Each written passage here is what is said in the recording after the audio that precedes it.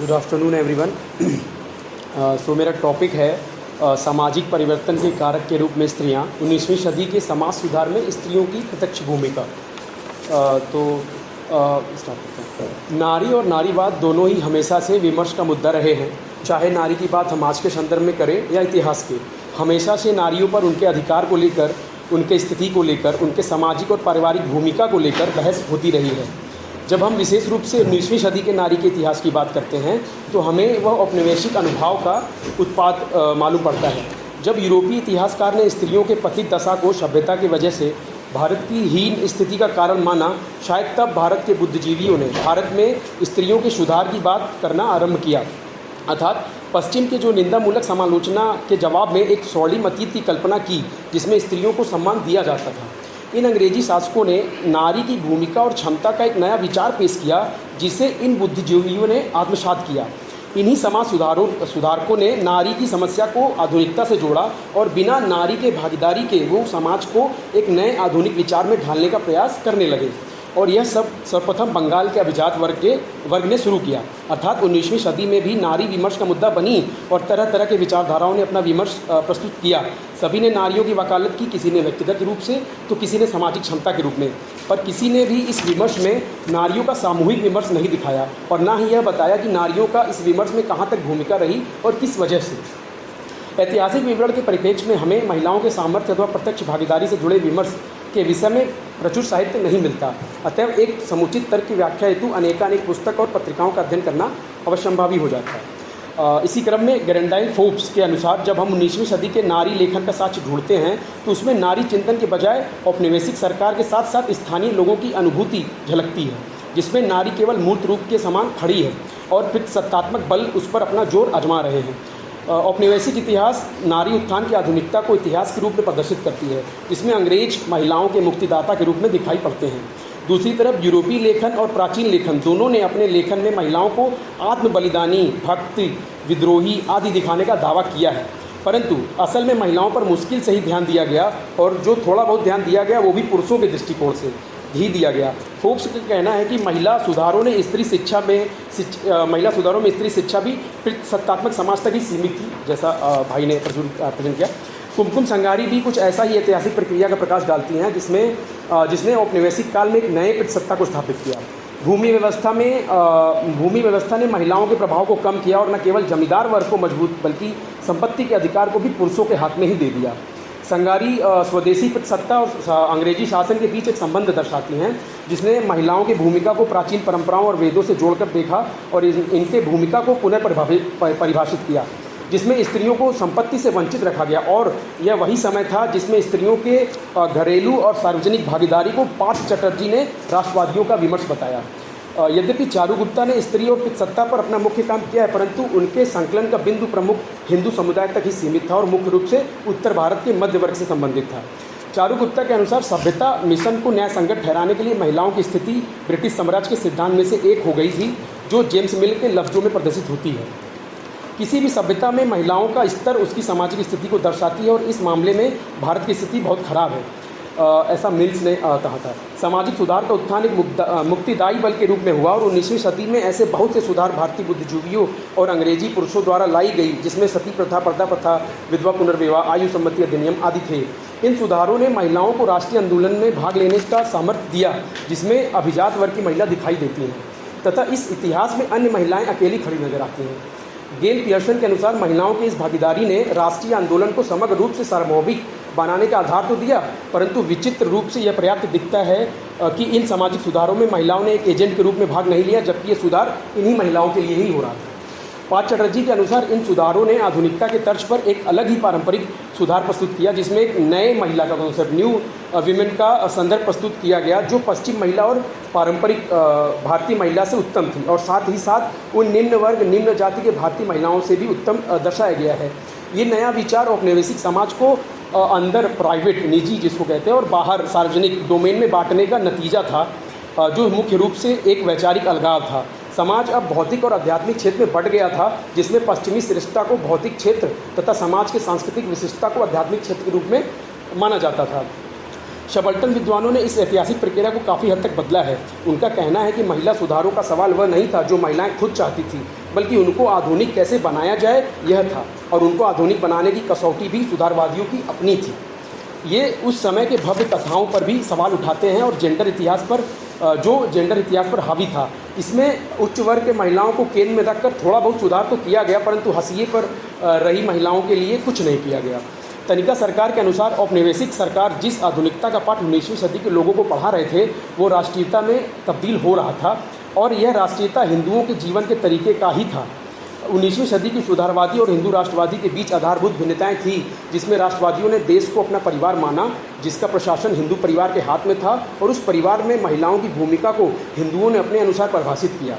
इसी क्रम में गेल मिलंट ने कहा है कि इन आंदोलनों ने महिलाओं का स्थान तो बढ़ाया, पर मुश्किल से ही समाज की सोच में कोई परिवर्तन आया हो। यहाँ तक कि फोर्ब्स ने भी इस सुधार के दुविधा को दर्शाया कि इसने पितृसत्तात्मक समाज को चुनौती नहीं दी, बल्कि ये खुद राष्ट्रीय आंदोलन में शामिल हो गई। जब हम इसे सुधार, परिवर्तन या क्रांति जैसे शब्दों से परिभाषित करते हैं तो इन शब्दों को ऐतिहासिक कसौटी पर कसना आवश्यक हो जाता है। ये सुधार आधुनिकता को आत्मसात करना था या अथवा मान्य परंपराओं की विसंगतियों को दूर करके उन्हें बेहतर बनाना। ये सुधार सार्वभौमिक थे अथवा वर्ग विशेष के लिए। ये सुधार अभिजातीय कुलीन स्तर पर किए गए बदलाव थे अथवा जनमानस में प्रचलित बदलाव। स्त्रियों पर केंद्रित इन बदलावों में स्त्रियों ने खुद किस भूमिका का निर्वाह किया और इस भूमिका की प्रकृति क्या थी, प्रत्यक्ष या अथवा परोक्ष, व्यक्तिगत अथवा सामूहिक, कार्य के स्तर पर अथवा विमर्श के स्तर पर। ये एक तरह उस निरीशास्त्रीय व्याख्या की आलोचना भी है जो सर्वहारा वर्ग के होने मात्र को अभिलेखागारी दस्तावेजों में परिलक्षित करता है, परंतु उस प्रस्तुति में छिपे विमर्श की प्रकृति, विमर्श की भूमिका, उनकी भूमिका की विमर्श में महत्ता आदि का आकलन नहीं करते।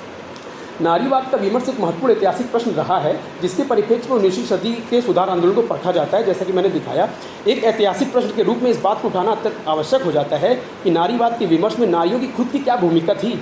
नारी सुधार आंदोलन के परिप्रेक्ष्य में जब भी स्त्रियों की बात की जाती है तो उसमें दो विसंगतियाँ दिखाई जा सकती हैं। पहली, स्त्रियाँ इन आंदोलन में पीड़ित, शोषित तथा परोक्ष रूप से जुड़ी हुई नजर आती हैं, जिनके उत्थान का बीड़ा उच्च अथवा मध्यवर्गीय शिक्षित पुरुषों के द्वारा उठाया गया। इससे एक प्रश्न उठता है जो हजारों वर्षों के इतिहास से लेकर आज तक सार्थक बना हुआ है, और वो प्रश्न यह है, क्या स्त्रियां स्वयं अपने उत्थान में सक्षम थीं? यदि सक्षम थीं तो क्या प्रयासरत थीं? और यदि प्रयासरत थी तो क्या सफल हुई?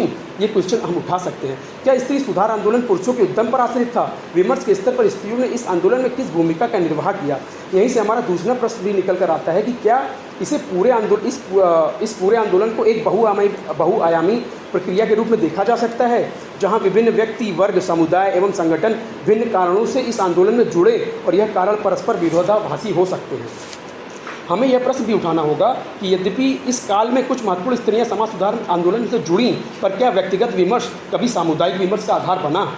अर्थात क्या हम ऐसी स्रोतों की बात कर सकते हैं जहां स्त्रियों ने व्यक्तिगत रूप से नहीं अपितु एक समवेत स्तर पर विमर्श प्रस्तुत किया हो? जो स्त्री लेखन हमें इस काल में देखने को मिलता है उससे कहीं अधिक बड़ा साहित्य अप्रकाशित और मौखिक रूप से दर्ज है, जो इसलिए भी महत्वपूर्ण है क्योंकि सभी स्त्रियों का सामाजिक अनुभव एक जैसा नहीं हो सकता। इसमें वर्ण, वर्ग, सामाजिक ओहदा आदि कई कारक शामिल होते हैं।